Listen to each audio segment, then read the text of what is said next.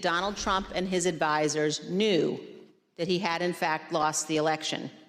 But despite this, President Trump engaged in a massive effort to spread false and fraudulent information to convince huge portions of the U.S. population that fraud had stolen the election from him. According to the Department of Justice, on January 6, 2021, the defendants directed, mobilized, and led members of the crowd onto the Capitol grounds and into the Capitol. As you will see in our hearings, the White House was receiving specific reports in the days leading up to January 6th, including during President Trump's Ellipse rally, indicating that elements in the crowd were preparing for violence at the Capitol. Over multiple months, Donald Trump oversaw and coordinated a sophisticated 7-part plan to overturn the presidential election and prevent the transfer of presidential power. In our hearings, you will see evidence of each element of this plan. That's the January 6th committee Vice Chair Liz Cheney laying out the case against Donald Trump in the first hearing into the attack on the U.S. Capitol. The committee presented new evidence and graphic new video last night. We learned that as Trump watched on his plan unfold on television, it was Vice President Mike Pence who essentially acted as president, making calls to rush federal help to the scene.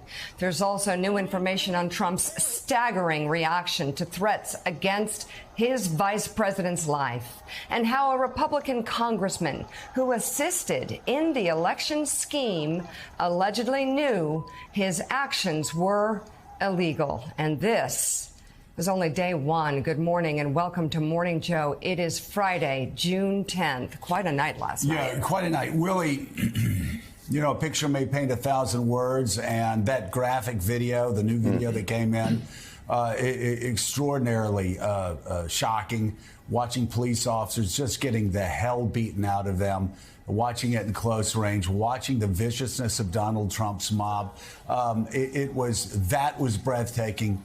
I will say, though, the words held their own against the pictures last night. When you saw the testimony of the officer, when you heard the testimony of people close to Donald Trump talking about how Mike Pence, he said Mike Pence deserved hanging. You listened to everything that was going on last night and got a view for the first time from the inside of the White House. As well as, of course, Barr and Ivanka, both saying that the claims were ridiculous. And you saw a January 6th committee really start to put evidence out there that really just pushes Donald Trump's, the remaining followers of Donald Trump, even further into the corner of conspiracy theories and lies. The truth won last night, and man, it's pushing them into the corner.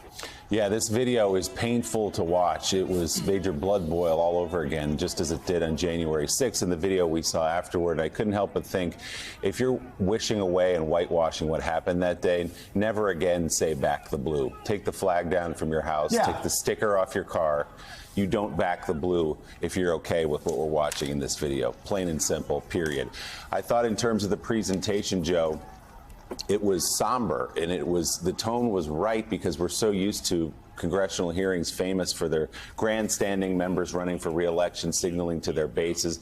These were more prosecutors than politicians, laying out a factual case, teasing ahead to what we might see, and talking about a president, Joe, who sat by. He is the commander-in-chief of the country who sat by, and according to the committee and the evidence they have, didn't call the military, didn't call the National Guard, didn't call Homeland Security, didn't speak to his own attorney general, did nothing to defend the United States Capitol while it was under assault, and sat in the dining room adjacent to the Oval Office and watched along gleefully as Mike Pence, the vice president, stepped in to take control and to talk to General Milley, to talk to the military, and said, we've got to guard the Capitol. President Trump didn't do his job and did not guard the Capitol. And Mike Barnicle, I'm curious what you thought about the presentation.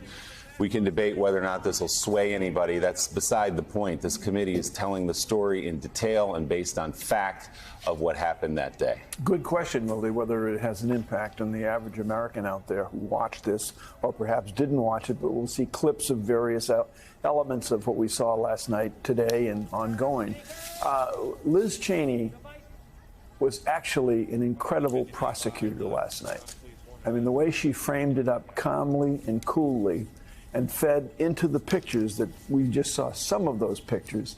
And I couldn't help but think, and I can't remember the congressman's name, I think from North Carolina, who said it was just an average bunch of tourists, really. Yeah. Oh. And for anyone to view what we saw last night, and you're right, it was hard to view, and then to have these same specific members of Congress who get up and talk publicly, as you just referenced, we have to support the police in the midst of that chaos.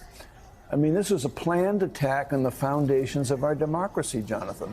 Yeah, and let's remember, the Republican National Party, in their platform, deemed what we're seeing here, these videos here, legitimate political discourse. The hearings last night, they were searing, they were vivid. This video here, hard to watch at times, but so necessary to do so. And we learned about Republican congressmen looking for pardons. We learned, again, that members of Trump's inner circle did not believe the big lie, but yet went along with it anyway. And Willie, perhaps most of all, just an affirmation of the idea that that day, the President of the United States, Donald Trump, performed a dereliction of duty, did nothing to stop this violence here.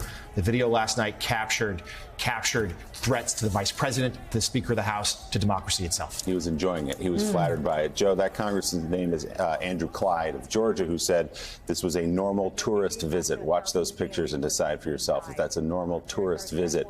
As Jonathan referred to, Joe, also, the Attorney General of the United States, members of the president's own family, his White House advisors told him in the weeks and months leading up to January 6th he did not win, that they had no evidence that there was fraud in the election, that he did not win. So he knew that it was a big lie and still cheered it along. And the other thing that was made clear is something that we've been saying for a long time.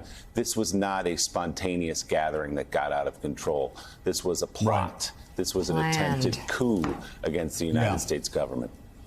And you know, some of the champions, even some of the champions of the anti-Trump movement last night were saying, well, the good news about this is they are revealing that people inside the White House, people close to Donald Trump, actually did say and let him know in the clearest terms possible that this election wasn't rigged, it wasn't stolen from him, and he was surrounded. He was surrounded by family members. He was surrounded by allies in the media. He was surrounded by staff members, an attorney general, everybody saying that this was complete, utter nonsense.